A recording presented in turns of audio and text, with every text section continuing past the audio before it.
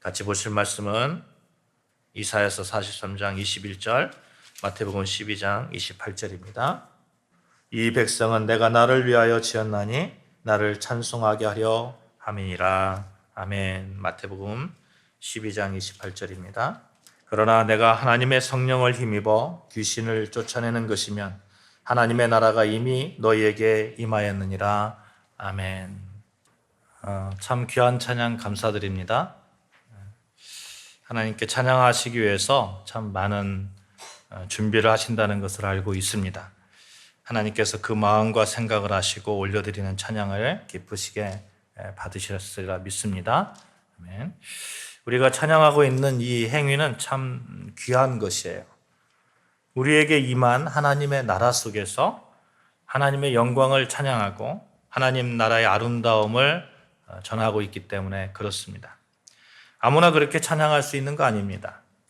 충분히 하나님께 은혜 받고 있는 사람, 죄인이지만 예수 그리스도를 통해서 죄에서 완전하게 구원받았고 이제는 새 생명으로 살아가고 있음을 믿고 있는 자들이 할 수 있는 특권입니다.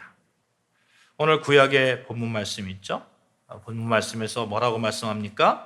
이 백성은 내가 나를 위하여 지었나니 나를 찬송하게 하려 함이니라. 우리의 창조된 존재 자체가 하나님을 위해서, 주를 위해서라는 것입니다.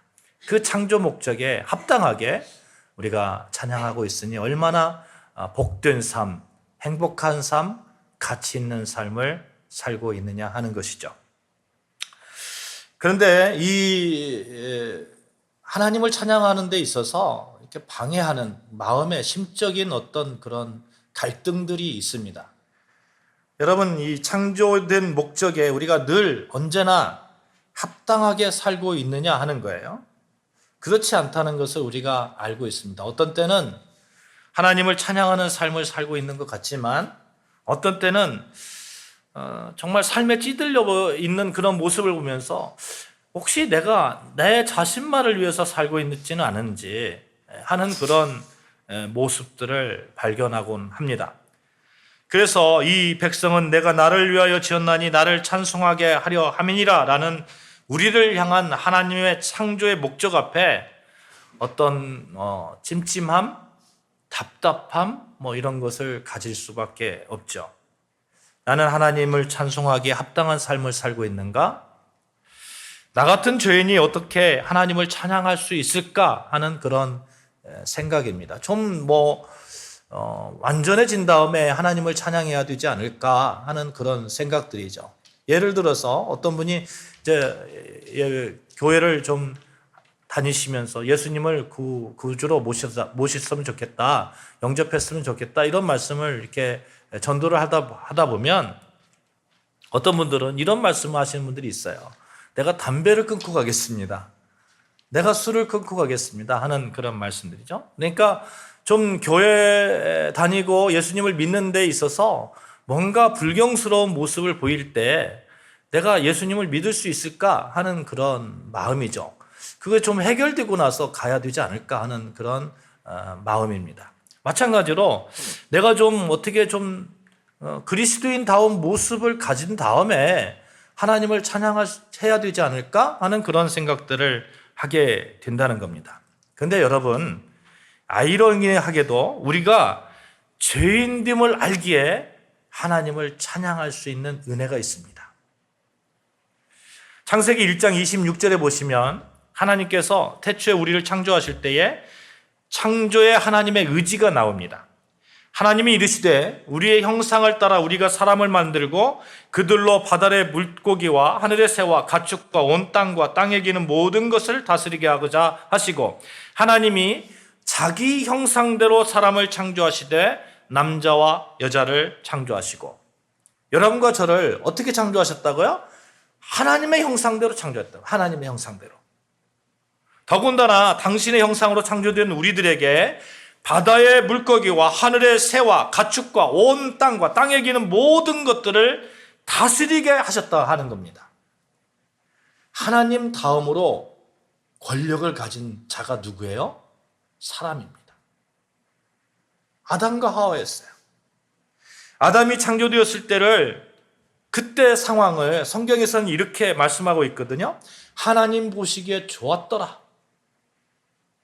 천지를 창조하신 여섯째 날이 되어서 이제 다 완성된 세상을 보시면서 하나님이 보시기에 좋았던 것이죠. 얼마나 좋았으면 성경에서 심히 좋았더라 이렇게 표현하고 있습니다. 심히 좋았더라. 그러면 여러분 어떤 상태가 되어야 완전하신 하나님이 보시기에 좋은 상태, 심히 좋은 상태일까요?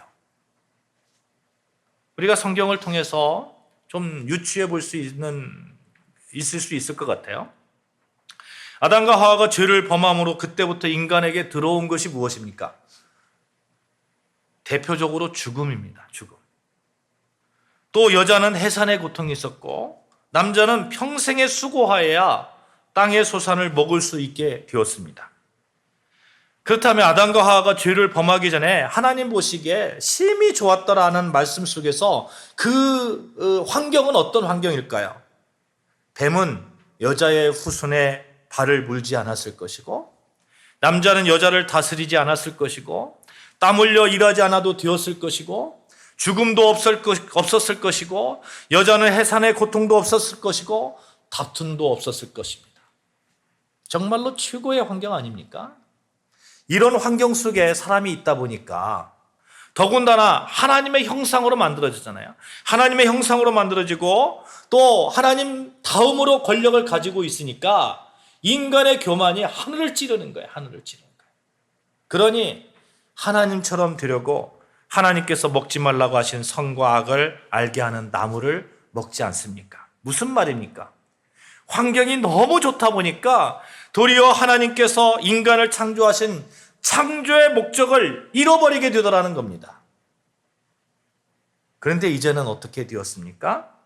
죄로 말미암아 죽을 수밖에 없는 자임을 알고 예수 그리스도를 통해서 죄 사함 받아 다시 하나님의 백성이 되고 이제는 이사야서 43장 1절 말씀에 이런 말씀이 있거든요. 야곱아 너를 창조하신 여호와께서 말씀하시느니라. 이스라엘아 너를 지으신 이가 말씀하시니라.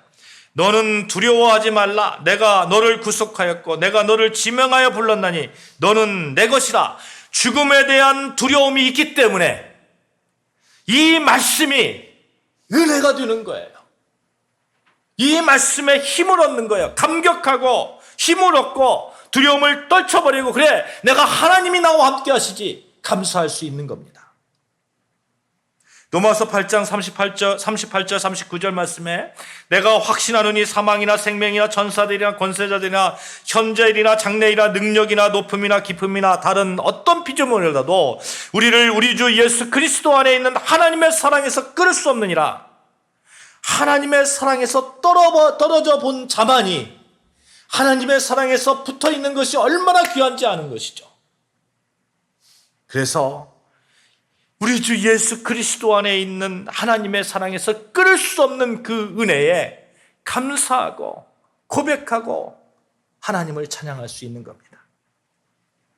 요한계시록 7장 17절 말씀에 이런 말씀이 있어요. 이는 보좌 가운데 계신 어린 양이 그들의 목자가 되사 생명수 샘으로 인도하시고 하나님께서 그들의 눈에서 모든 눈물을 씻어 주실 것입니다. 우리가 눈물을 흘리기 때문에 눈물을 흘리는 자이기 때문에 하나님께서 우리 삶에 깊숙이 개입하셔서 눈물 씻어 주심에 감사할 수 있는 겁니다. 그래서 죄인됨을 알 때에 우리는 더욱 예수님을 붙들고 하나님을 찬양할 수 있게 되었습니다. 이것이 은혜입니다. 사랑하는 여러분, 하나님의 창조의 목적에 맞게 우리가 살아가야 되는데 우리가 참 연약합니다. 참 보잘것없습니다. 하나님을 찬양할 수 있을까? 이런 상태로 우리 그런 생각에 빠질 때가 참 많이 있습니다. 그런데 그런 우리를 하나님은 끝까지 놓지 않으시고 끝까지 그런 우리들을 통해서 찬양받고 싶어 하시고 도리어 그런 환경 때문에 그런 연약함 때문에 우리는 하나님을 찬양할 수 있다는 겁니다. 그러니 내가 하나님을 찬양하기 위해서 창조된 존재로서 우리는 얼마든지 어떤 때든지 어떤 상황 속에서든지 하나님을 찬양할 수 있음에 감사하는 삶을 살 수 있는 거 아니겠습니까? 죄가 있는 곳에, 연약함이 있는 곳에 찬양이 있고 은혜가 있습니다.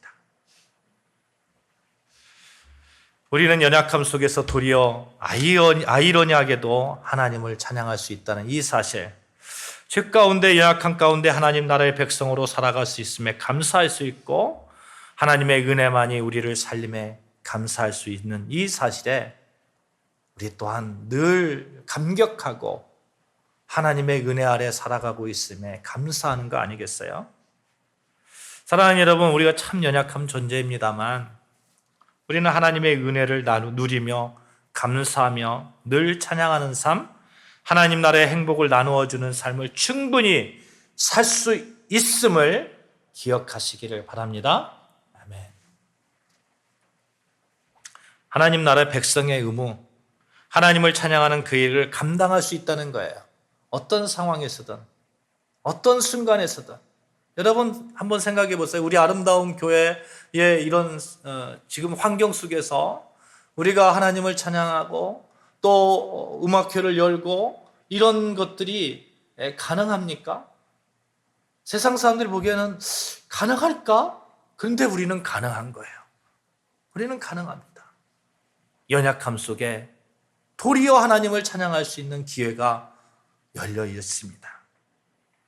우리가 즐겨 부르는 선한 능력으로라는 찬양 아시잖아요? 존 회퍼 목사님이 그 열악한 나치의 감옥 속에서 언제 죽을지 모르는 그 두려움 속에서 우리는 선한 능력 안에서 충분히 보호받고 있음을 찬양하고 있습니다. 믿음으로 일어날 일들에 대해서 소망하고 있습니다. 이런 믿음이 우리에게 있는 것이죠. 우리 한번 찬양해 볼까요? 선한 능력으로. 그 선한 힘에 고요히 감사하여 그 놀라운 평화를 누리며 나 예수님과 함께 걸어가네. 나 예수님과 새날을 여네. 그 선한 능력 우리를 감싸시니 믿음으로 일어날 일 기대하네.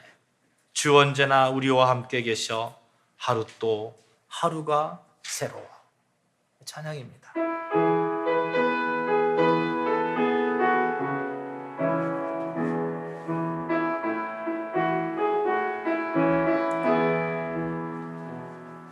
그 선한 힘에 고요히 감사하여 그 놀라운 평화를 누리며 나 예수님과 함께 걸어가네.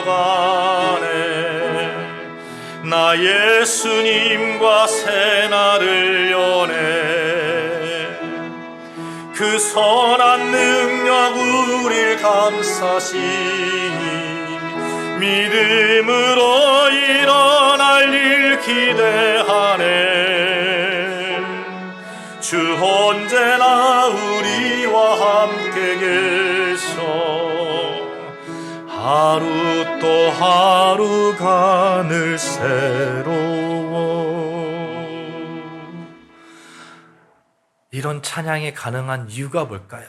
그 어려운 환경 속에서, 죽음이 언제 있을지 모르는 그런 환경 속에서 이런 찬양할 수 있는 그 이유가 뭘까요? 우리는 약할 때 강함 되시는 하나님의 은혜 아래 있기 때문에 그렇습니다. 그래서 언제 어디서나 어떤 상태, 어떤 환경 가운데 있더라도 그것이 도리어 하나님을 찬양할 수밖에 없는 환경이 되고 조건이 되고 감사가 될 줄로 믿습니다. 사랑하는 여러분, 어려움이 있다 그러면, 그렇게 느낀다면 찬양하는 거예요. 아, 하나님께서 찬양할 기회를 주셨구나. 나에게 겸손을 허락하여 주셔서 내가 하나님을 붙들 수 있는 기도를 허락하여 주셔서 그런 환경을 주시고 그 가운데서 찬양케 하시는구나. 우리가 그렇게 찬양하는 자로 서면 얼마나 은혜로운 그러한 삶을 살 수가 있겠습니까? 이렇게 사는 것이 우리의 삶의 방식이 되어줄 줄로 믿습니다. 아멘. 요즘 제가 생각하는 것이 있어요.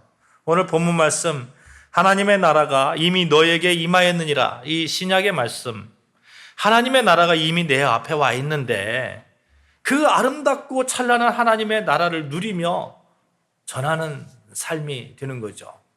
여러분, 하나님의 나라가 우리 앞에 있잖아요. 그러면 하나님의 나라는 얼마나 아름답겠습니까? 그래서 우리에게 이미 임한 하나님의 나라의 그 아름다움을 볼 수 있는 눈이 우리에게 필요하고, 들을 수 있는 귀가 좀 있어야 되겠고, 아름다움을 노래할 수 있는 입이 좀 있어야 되겠는데, 며칠 전에 제가 사모님이 하시는 카페에 놀러 갔었거든요. 좀 저녁에 해가 이렇게 뉘엿뉘엿 지려고 할 때에 올라가가지고 사모님과 이런저런 이야기를 하면서 커피를 한 잔 마시는데 이런 생각이 드는 거예요. 하나님의 나라가 이미 우리에게 임하였는데 그 임한 하나님의 나라를 볼 수 있는 눈이 있고, 들을 수 있는 귀가 있고, 그것을 느낄 수 있는 감각이 있고, 그 아름다움을 노래할 수 있는 입이 있다는 것만큼 은혜가 없구나, 그것에 감사할 수 있는 마음이 있다는 것만큼 은혜가 없구나 하는 그런 생각을 했습니다. 정말 그렇습니다.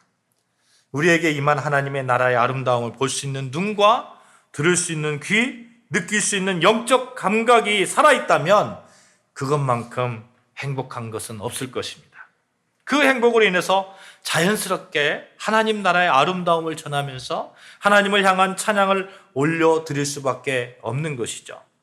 사랑하는 여러분, 우리가 하나님을 찬송하기 위해서 창조된 자들이라면 무엇보다도 하나님 나라의 아름다움을 볼 수 있기를 바랍니다. 아멘. 볼 수 있을 뿐만 아니라 그것을 누렸으면 좋겠어요. 그 아름다움을 영원토록 노래하는 자들이 되었으면 좋겠습니다. 비록 환경이 어렵더라도, 비록 좀 척박한 그런 삶을 살고 있더라도 하나님의 나라가 내 삶 가운데 이미 임했으니까 그 많은 하나님의 나라의 아름다움을 우리가 보고 느끼고 듣고 전해야 되겠다 하는 것이죠.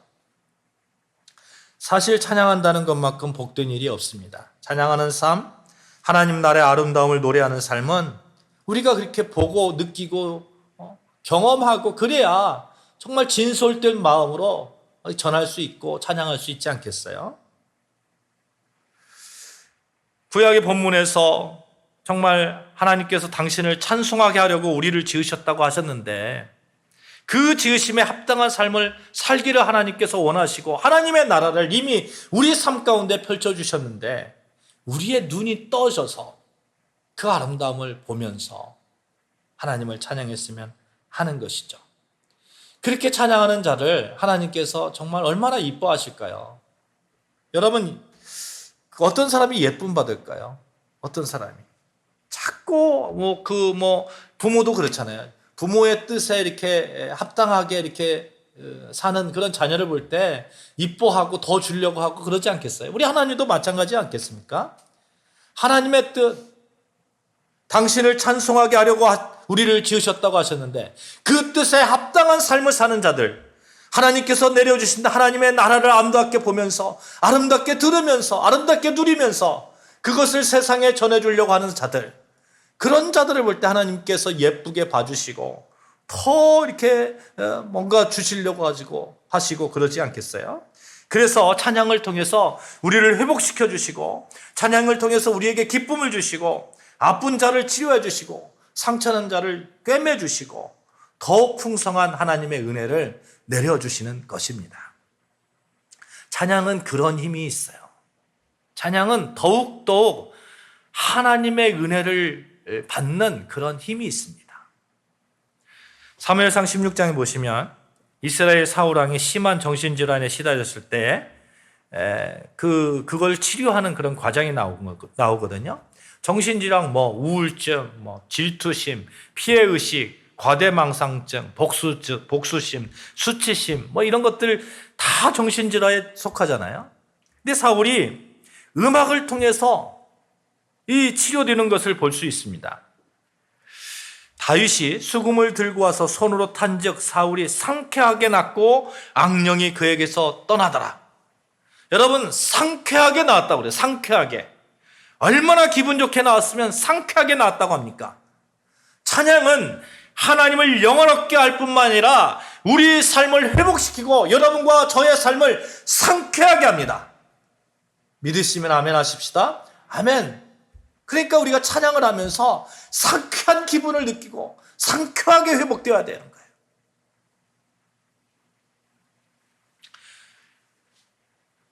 우리가 죄 가운데 있다고 찬양을 못하는 거 아닙니다.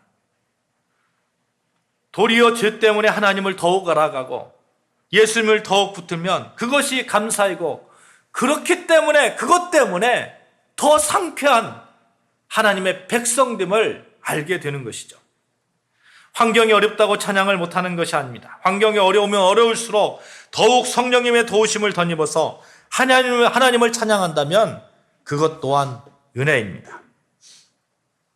환경이 어려울 때, 죄 가운데 회개의 영이 임할 때에 여러분 정말 힘을 다해서 소망을 다해서 상쾌케 하시는 그 하나님을 찬양했으면 좋겠습니다. 찬송가에 보면 여러분 좀 단조의 찬송가들도 있잖아요. 예를 들어서 울어도 못하네, 눈물 많이 흘려도, 이렇게 좀 단조의 찬양을 합니다. 그러면 이렇게 찬송을 한다고 해서 여러분 슬픔으로 끝납니까? 염세주의로 우리를 만듭니까? 아니에요. 그렇지 않습니다. 우리가 찬양을 하는 그 어떤 곡도 슬픔이 슬픔으로 끝나게 하지 않습니다. 아픔이 아픔으로 끝나게 하지 않습니다. 고통이 고통으로 끝나게 하지 않습니다. 모두 다 소망을 이야기하고 삶의 희망을 얘기합니다. 우리를 회복시켜주고 상쾌케 합니다. 하나님 나라의 그 아름다움을 이야기하게 합니다. 찬양은 사울을 치료했던 그런 힘이 있습니다.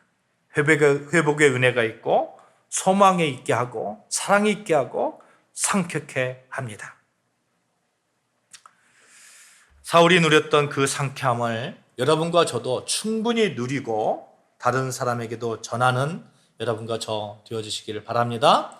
아멘. 우리 교회에서 오늘 음악회 하잖아요. 교회에서 하는 음악회의 그 근본 목적이 있어요. 하나님께서 주신 아름다움을 나누자는 겁니다.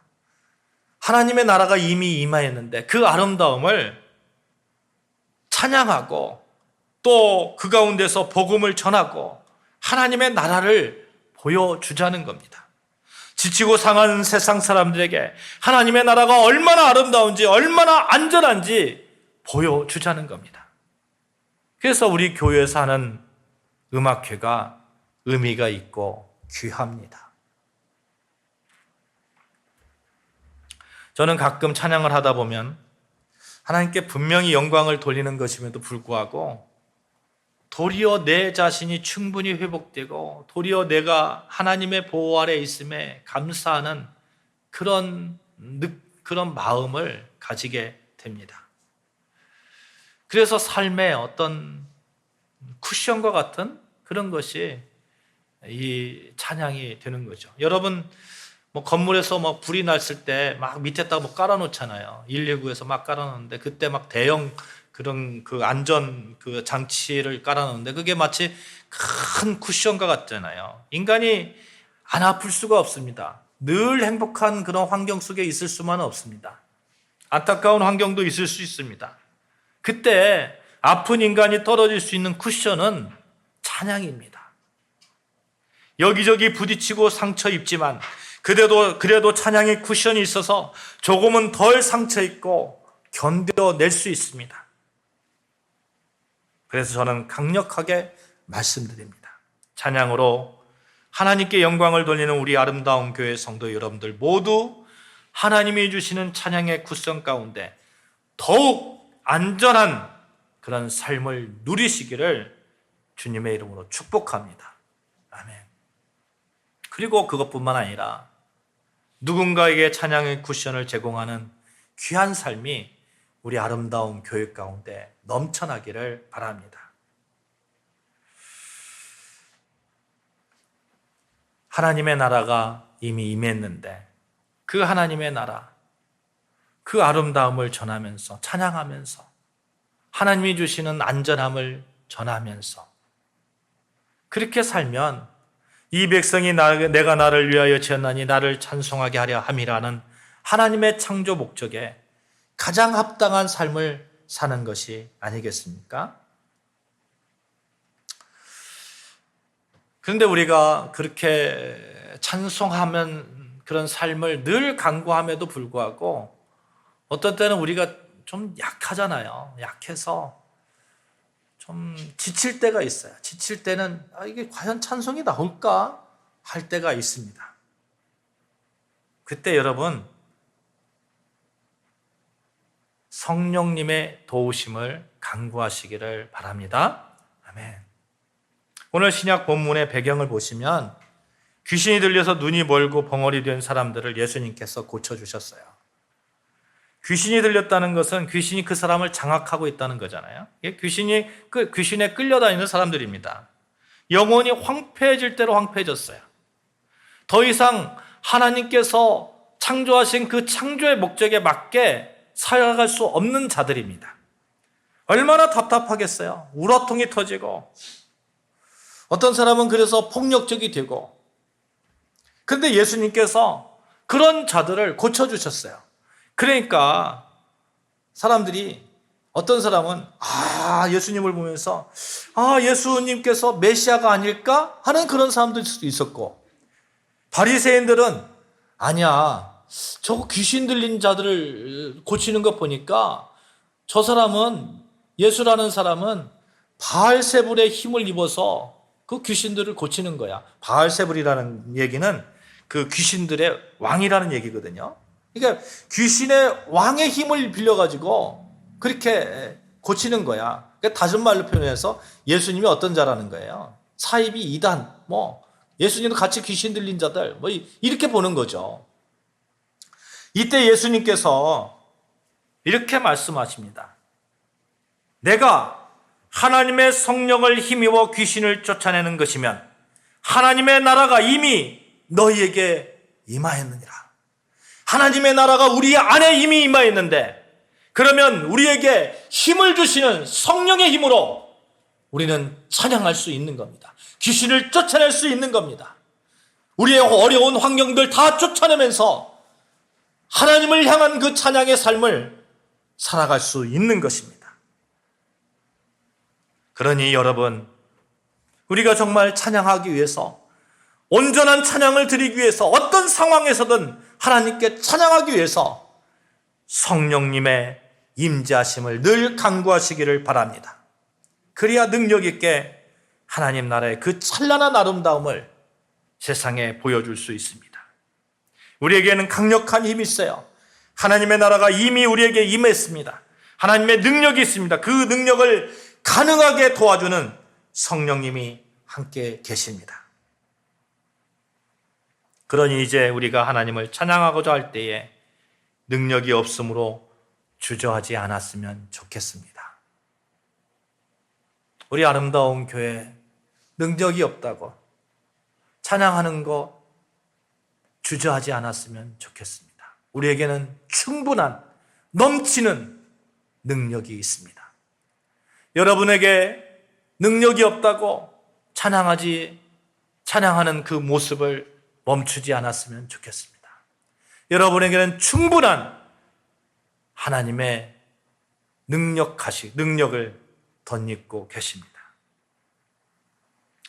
말씀을 맺겠습니다. 우리를 지으신 목적이 하나님 당신을 찬송하게 하려 하심이라는 하나님의 말씀을 우리가 살펴보면서 우리 삶이 아름다울 수 있는 가장 확실한 방법은 그 창조 목적에 맞게 우리가 살아야 한다는 것. 근데 이 찬양을 주저하게 하는 것이 있어요. 바로 죄와 환경의 문제들입니다. 그러나 여러분 앞에서 우리가 이미 살펴보았듯이 내가 죄인이기 때문에, 환경이 열악하기 때문에 내가 교만하지 않고 도리어 하나님을 찬양할 수 있는 겸손함이 생기게 되었고, 하나님을 붙드는 그 믿음이 우리에게 생기게 되었습니다. 내 환경이 어렵더라도 도리어 하나님을 찬송할 수 있는 힘은 내 자신을 의지하는 오만에서 하나님을 의지하는 겸손으로 우리가 바꾸어졌기 때문에 그렇습니다. 그러니 이제 하나님의 나라의 아름다움을 우리가 충분히 전할 수 있습니다. 성령님의 도우심을 받으십시오. 그래서 성령님의 도우심 가운데서 언제 어디서나 그렇게 하나님을 찬송하는 여러분과 저 되어지기를 바랍니다. 사랑하는 여러분, 우리 교회에서 하는 모든 행사들, 음악회, 다윗 찬양팀의 금요 기도에 여러분이 정성껏 준비하는 모든 찬양이 어떤 환경에서든 어떤 어려움에서든 어떤 영적 갈등 가운데서든 모두 성령님의 도우심 가운데 들어지는 하나님을 향한 찬송의 울림이 되기를 바랍니다. 그 가운데 여러분의 삶 또한 하나님 나라의 아름다움을 누리는 상쾌한 삶이 되시기를 주님의 이름으로 축원합니다. 아멘. 기도하시겠습니다.